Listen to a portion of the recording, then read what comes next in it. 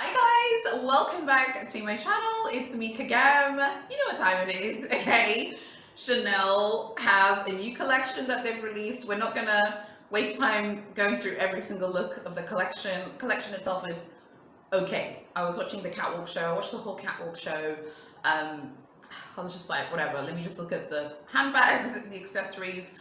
I'm not really going to talk about the ready-to-wear today. I wasn't really excited by the ready-to-wear, and you know how much I love ready-to-wear. I just wasn't as interested as I thought I would be, but there were a few pieces that were okay. Let's start off immediately with the unicorn of this collection, the heart bag.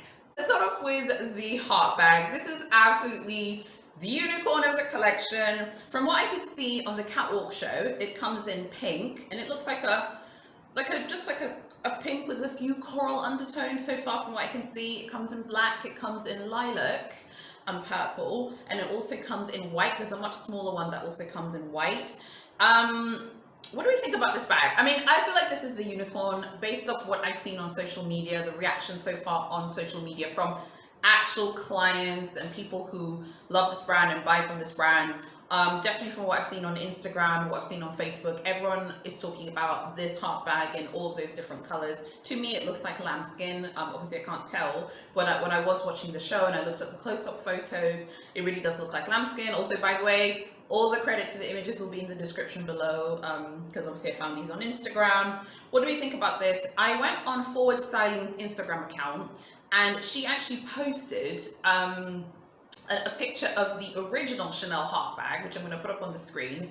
So this is the original one, and it's really interesting because you can just see so much of Karl Lagerfeld in the original one, and this one is definitely more version. Version, she plays it safe, and playing it safe is not necessarily a bad thing. This is a massive job. This is a company that makes billions and billions of euros a year. You can't, make the wrong mistake. And my impression from Chanel is that the spring summer collection is like pretty much like their most important and most profitable collection. That's the impression that I get based on the energy that they put into this collection. So this is 22S. Remember in one of my preview videos, I already showed you the bags for 22P, so I'm not going to regurgitate that again. So 22P is Act 1 of Spring Summer. And then 22S is obviously this part. This is Act 2. So most of these bags look like the 22S bags. I think this unicorn bag is going to be really popular based off what I have seen. Now, in one of my older Chanel videos, we talked about unicorn. Some of you were like, well, what's a unicorn? I don't think that's a unicorn. I think a unicorn in social media, like in the social media sense, let's say, is a bag that is highly coveted by many people. It doesn't mean that you have to like it, but it's a bag that many people like and that many people want to buy, and that's really hard to get. So a good example is the 21P Caramel 19. That was a super hot bag. The 21K Caramel as well, really, really hot. The boy bag was very hot for 21K. That was a unicorn.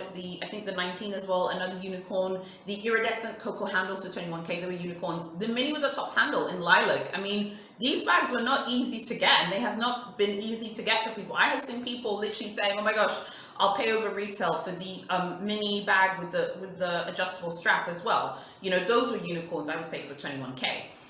So a unicorn, like I said, is just a highly coveted bag that's really, really hard to get, okay?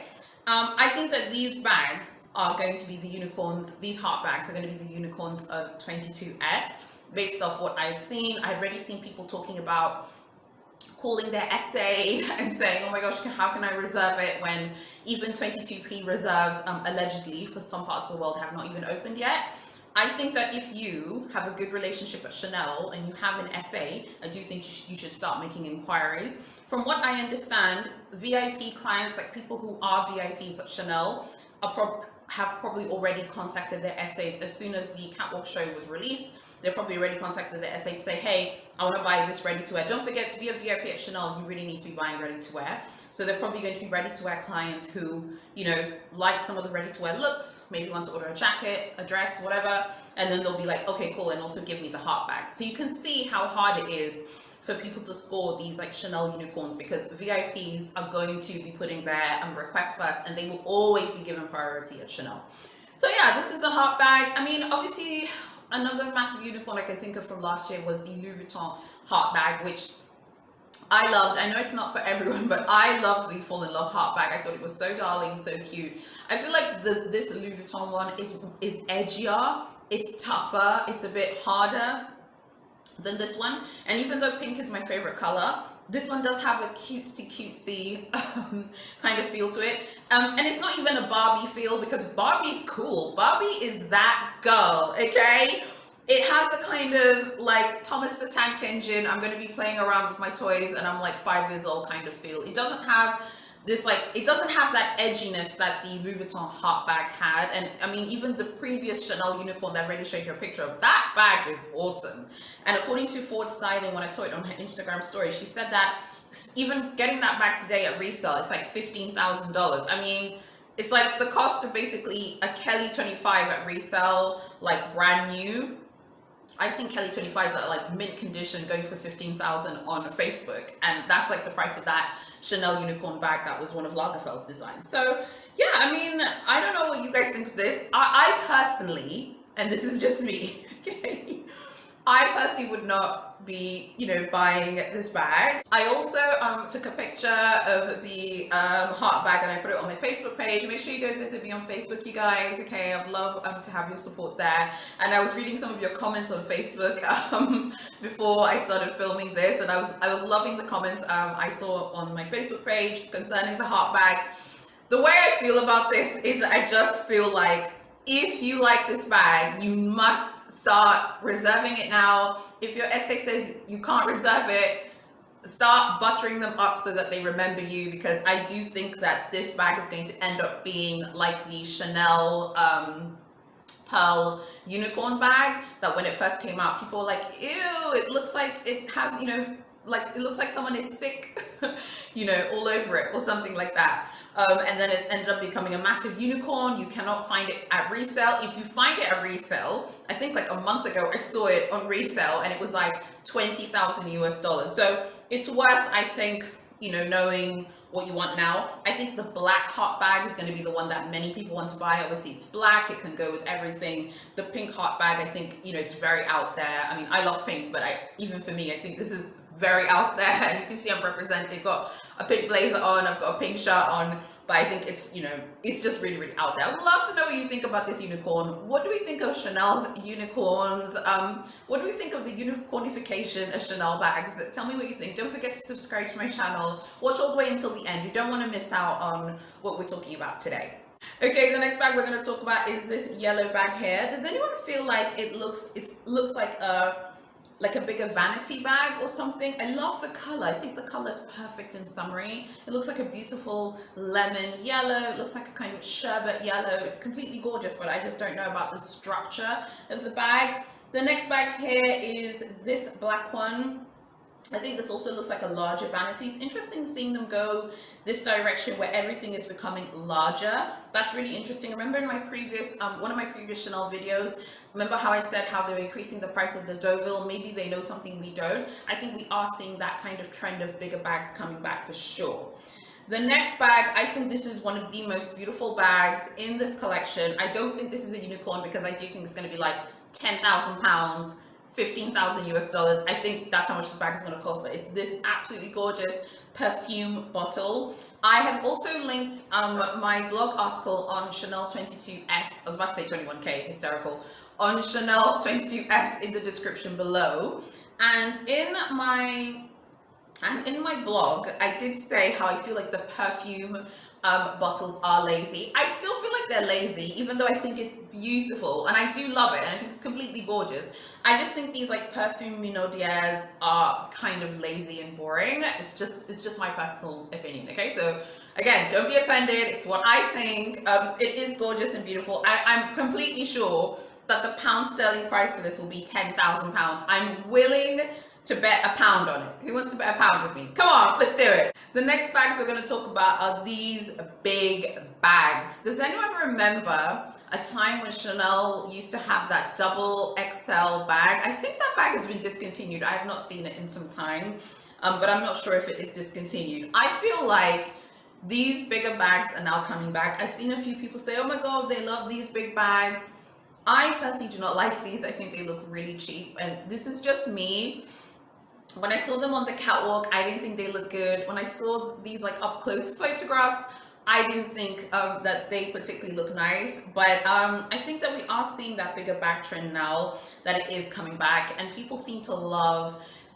You know, people seem, I think, particularly for spring summer, if you think about it, many people next year will definitely be going on tons of holidays. You know, you're not going to fit, you know, all your stuff for your holidays in a Chanel coin purse that's like this big and it costs like, you know, thousands of pounds or whatever. So I think that, you know, the fact that they have added some of these bigger bags into the mix, I think it's refreshing to see bigger bags.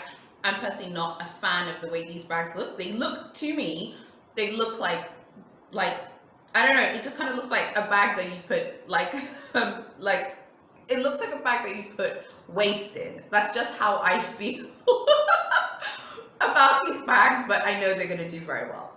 Another really cute perfume Minaudière that I think is very cute, but I'm sure this is also going to cost like £20,000 is this one right here. I think this one is like embellished with pearls or something. I don't know what the embellishments are exactly, but I think this is completely gorgeous. It's another stunning evening piece.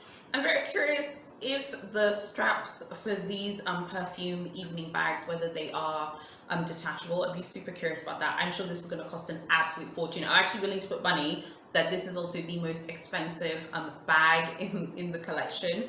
Very curious to know what you guys think about that one. Another bag that I want us to talk about is this bag right here. It looks like, again, like a coral pink with like red undertones in it. I really don't like the costume jewelry on this particular model when she's holding the bag itself. But yeah, I think this is another one that will do very well. Again, you know, we are seeing those kind of bigger sizes kind of coming back. We haven't seen like super tiny bags. Well, I didn't on the catwalk show for this particular collection. So it's just really interesting to see those bags coming back. I think another theme that we're seeing in this collection is also black handbags. These are very chic looking bags. These all look like lambskin to me, these ones. So I don't know how you guys feel about that. I think that they look very glam and great as well. And I have to say, even though I wasn't like a massive fan of the ready to wear, maybe I'll warm up to the ready to wear once I've seen it on a few people, because I feel like Chanel ready to wear is like that. Sometimes you're like, oh gosh, like, you know, you don't like the ready to wear, do you know what I mean? And then you see it on a few people, and then it warms you up a little bit. They're these weird, creepy pearl bags. I don't really want to spend a lot of time talking about these. These look like an arts and crafts project that like my young cousins would do, and I hope that, you know, those of you who love Chanel, you're not offended. I still prefer Carl's approach to the, you know, the Chanel unicorn pearl bag. That was my favorite approach. I just think that looked much more luxurious. These just look like arts and crafts handbags to me. They don't look luxurious. They don't look like Chanel bags, if you ask me. And yeah, and then just super quick, let me just show you the costume jewelry. Again, I feel like the costume jewelry is like the ready to wear. I need to see it. Frankly, I need to see it in those like still shots. I feel like the costume jewelry, they do those still shots really well. But whenever I see it previewed, like in the catwalk, I never seem to really like it. I just prefer when they do those like still shots first. All in all, what do we think of Chanel 22S? My view on Chanel 22S is that I don't know, it's not as exciting to me as 21S. 21S I felt like was just so vibrant, so exciting. There were lots of really cute pieces in 21S and in 21P. I feel like that spring summer from last year was super vibrant. But I also agree with what one of my YouTube friends said on my Facebook page. So make sure you go visit me on Facebook. She said that sometimes you have to see the picture like, you know, 1.7 million times, and I completely agree with you. Sometimes you have to see the products over and over again, and then you start to see different angles to the handbags, to the ready to wear, and to the accessories. So sometimes when I look at the catwalk show, sometimes there's nothing that stands out to me immediately that I'm like, oh my God, I'm obsessed with, and I would buy that. But then after I see it maybe on someone, or I see a picture of it in the boutique that people take, like, oh, that they've seen something in the store, then you can kind of visualize it on you and it looks much more wearable. And I feel like Chanel in general, in my opinion, Chanel's products look way better in person than they do on the catwalk and than they do in pictures. So that is also something to remember. Also, I want to thank one of my subscribers who told me something which is really important that you guys need to know. Adidas76 left a comment on my Chanel price increase video and told me that the UK price for the Trendy CC has actually already gone up.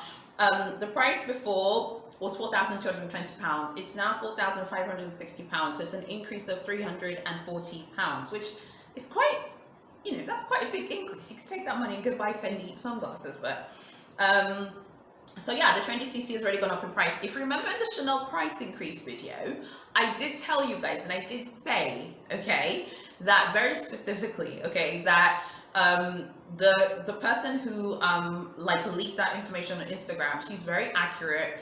And even though I'm quite surprised that they've already increased the price in pound sterling already, it's just October, I am not surprised.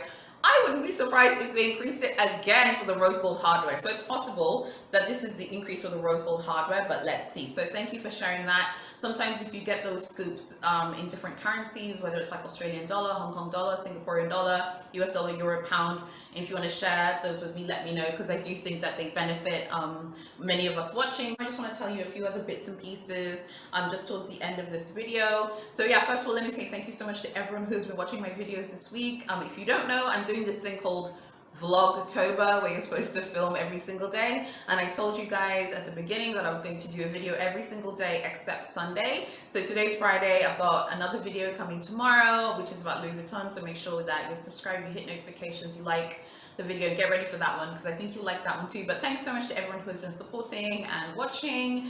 So yeah, I just want to say thank you for that. It's really interesting because I thought I would be exhausted and so tired because so many YouTubers are like, guys, I'm so tired, guys, like, doing Vlogtober, but I've been fine. I think maybe it's because like I'm also good at managing my time, I don't know. And also I got a really interesting comment the other day. I thought this was interesting and I wanted to address it in this video, asking me about like what do I think is going on with luxury channels at the moment. There's so much going on in the luxury community. I think it might actually be worth talking about it in a video, but specifically like, what are like the pressures that come with having a channel? I think I can only speak for myself when I say the only thing that I don't feel pressure to buy anything. As in when I buy stuff, if I unbox it, you'll see it on this channel. I think the only pressure that I would say that I feel is maybe like as your channel grows and becomes like more successful, more people subscribe, you get worried about offending people or saying something which people find hurtful. Something I'm noticing that's happening recently, which is kind of sad, but I'm not surprised that it's happening, is a lot of people have stopped filming and stopped posting. So I thought it was just an interesting thing, just before I end the video, to kind of tell you my feelings about what's going on in the luxury community, in the luxury YouTube world, luxury Instagram, luxury blogging. I think people stop filming for all kinds of reasons. There are lots of people who I really enjoy their videos, they're not filming at the moment. And people stop filming for all kinds of reasons. You might have like a personal reason, or maybe you just don't want to film anymore. That can also happen where maybe you're just like, hey, I just don't feel like filming anymore and I don't want to talk about luxury anymore. I think that those are all valid points. Something I would say, and I hope this doesn't come across like, oh, there you go again, trying to defend, YouTubers, as if our job is hard. Okay. I think something that's happening is that there's a lot of scrutiny. In the past, I've noticed, particularly even from last year when I started posting more, because I feel like I started taking my channel seriously October last year when I started taking my channel really seriously. So I would say now I have like 1 year on YouTube of being serious on YouTube. And I would say I've noticed a massive shift from when I started taking my channel seriously last year to now, which is I feel like there's a lot of scrutiny around spending and shopping and all these types of things from the luxury community. And I'm not sure whether I think that this kind of scrutiny is justified. By the way, I want to be clear. I have no issue at all.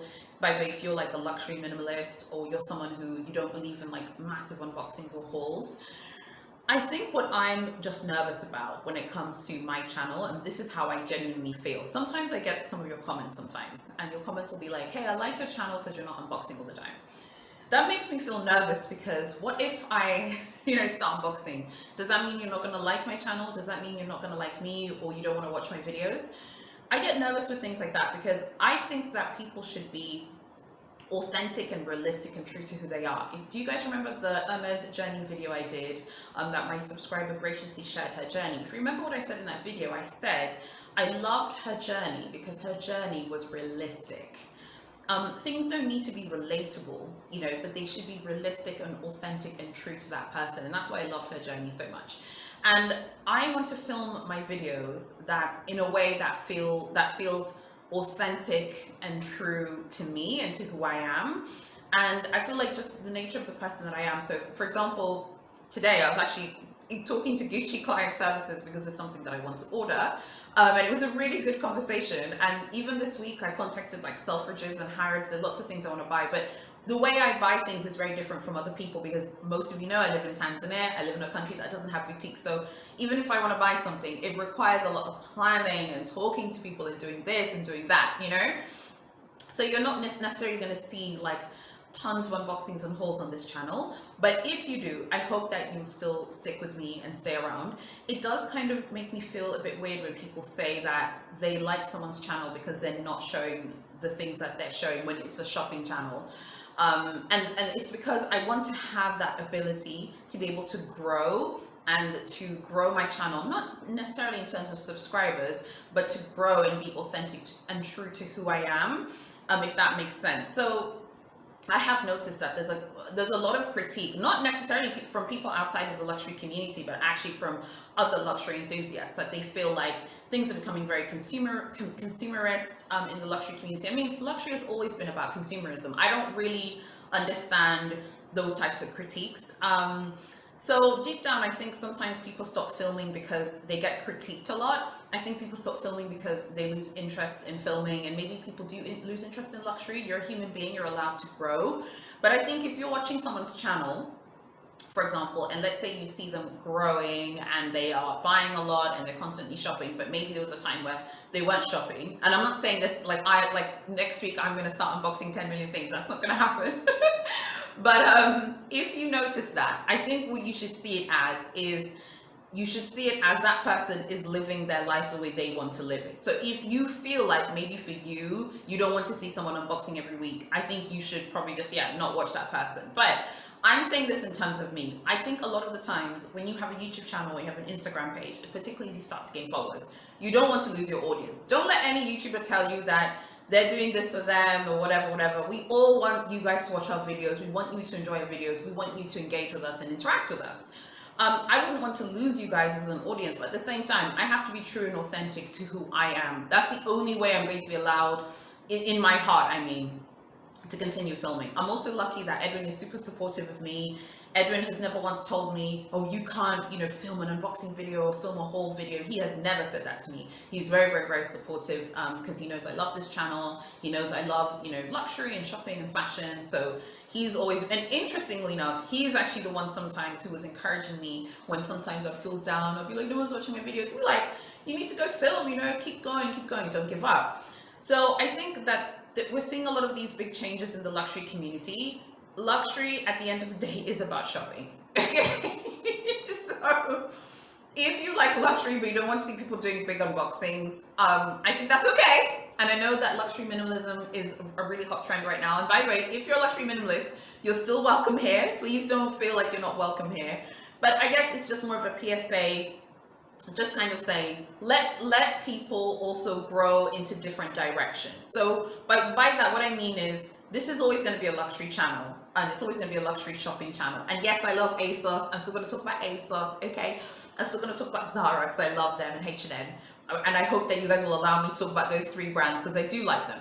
But this is always going to be a luxury shopping channel. Even if I have a kid, I'm still going to be talking about luxury shopping, and nothing's going to stop me for as long as that passion and excitement for shopping and luxury brands is still there. And as long as you guys are still here, as long as you're still interested. I think that for a lot of us who have luxury pages, it can be quite scary when you see people kind of say why they like your channel, but it's not necessarily a reflection of you. So for me, for example, and by the way, I appreciate all of the support and the love. But sometimes I'd get comments like, oh, I like your channel because, I like seeing how people, in Africa live. Well, I mean, I don't really feel like I show how people in Africa live, and that's not the premise of this channel. Do you know what I mean? Or, you like my channel because I'm not showing constant unboxings all the time. Well, if I end up, unboxing all the time, will you still be here? Will you still like my channel? Or you won't like me because you feel like I've changed, even though I've always been someone who likes shopping, and I've always been someone who likes unboxings. Something else I wanted to address, which I think is really interesting, and I'm starting to struggle with this now as well, is as my channel has grown, and for me, the 2,900 of you who are here, God bless you, you might as well be 290,000 to me, because it means the world to me that you're here. I remember when I literally had 200 subscribers, so I'm very blessed and honored that you're here. But something I have noticed that's happening, which is none of your fault, you definitely start to feel worried that you can't really have certain opinions because you're frightened about offending people. And I'm not talking about political opinions. I really don't like when influencers get really political. I really don't like that. It's a massive turn off for me. And I want to be clear, I do not follow any bloggers or influencers in fashion who have strong political opinions, like partisan stuff. I really don't like that. It's a huge turn off. I'm talking more about like, sometimes people feel like they can't critique certain luxury houses because they're frightened about losing out on an opportunity. So for example, Bulgari, Fendi, and Dior are known for being like three houses that would happily work with influencers, and they don't look down on influencers. Some influencers feel frightened to give a critical thought about Bulgari, about Fendi, about Dior, because they're frightened that they will ruin an opportunity, particularly Dior. Dior is known for being very supportive of the influencer community. And I never want to feel like that. And the moment I feel like that, I feel like I'll stop posting videos. I always want to feel like I'm myself. Now, as someone who works in marketing, I know the importance of not burning bridges and not like saying things that are offensive or anything, or, ruining future opportunities. But I feel like this channel is true and authentic. And I hope that you can trust my opinion, because I come from a shopping point of view, and I always want to say things that are correct in terms of shopping. And I always want to say, I always want to make sure that I tell you guys things from the bottom of my heart and how I feel.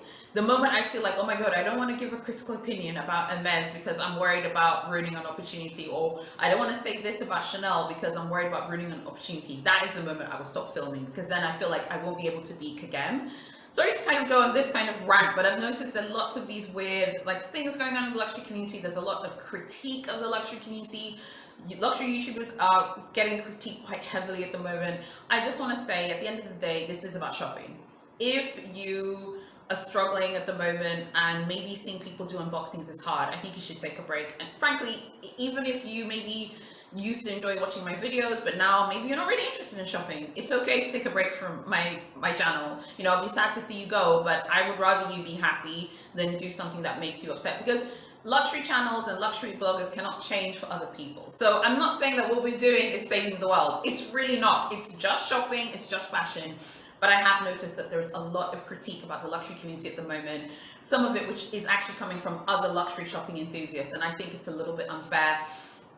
I was seeing lots of really, just comments which I think are just so crazy. I watch a lot of men's watch unboxings, because I'm always trying to find cool watches for Edwin that he can buy because he loves watches. I've never seen the types of comments that I see on like luxury unboxings and hauls. You never see that on the lads' pages at all. You will never see that, and it's kind of disappointing. I think recently one that really annoyed me, and I was just like, this is way too much, was it was like a luxury YouTube page. There was a video about the luxury YouTube community, and someone had commented something along the lines of, they feel like maybe just like the social media like attention on unboxings and hauls might be causing people to make bad financial decisions or whatever.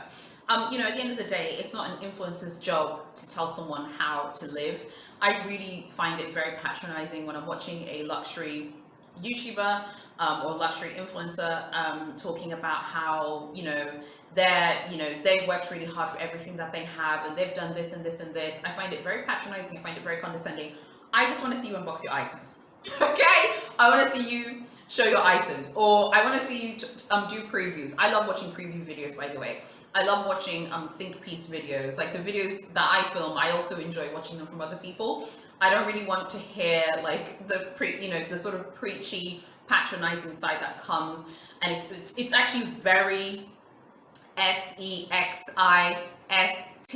because you never see on a man's page, you'll never see another man telling another man, hey, don't unbox that Patek Philippe, you need to have a mortgage, you need to save money, you need to save money for a future baby. But on women's unboxings, you always see those comments like, hey, I've noticed that you're always unboxing. I saw this on another luxury page. She was doing an unboxing, the YouTuber, and someone was like, you know, I'd love to know how much money you have saved in your retirement account. I'd love to know like how many investments you have. And I'd love to know like, you know, do you actually have money saved up? That is so rude, so offensive, so SEXIST, okay? But yet here we are. So I kind of went on a bit of a rant there. I hope you're not angry at me. You see what I'm doing? Because now people definitely, you know, when your channel starts to grow, you feel like worried that you're going to offend and hurt people's feelings, and I need to be unfiltered. I have to be myself, so I had to tell you guys that. And just before I go, tomorrow I'm doing a Louis Vuitton video. I think you guys are going to really enjoy it, so make sure you watch it. And make sure that you're here tomorrow. And I would love to answer some questions, Louis Vuitton questions, luxury YouTube questions, any questions you want to ask me. Drop them in the comments below. Just write Q&A so I know it's for the video, because I'm actually filming in real time. It is really Friday, the 8th of October today. And tomorrow is really going to be the 9th. So make sure you just write Q&A so that I see it. So guys, look, thank you so much as usual for supporting me. Find me on TikTok, on Instagram, on Facebook. I'm very active. Everything is linked below. You can also go check out my blog. I've linked it below as well with some pictures from 22S.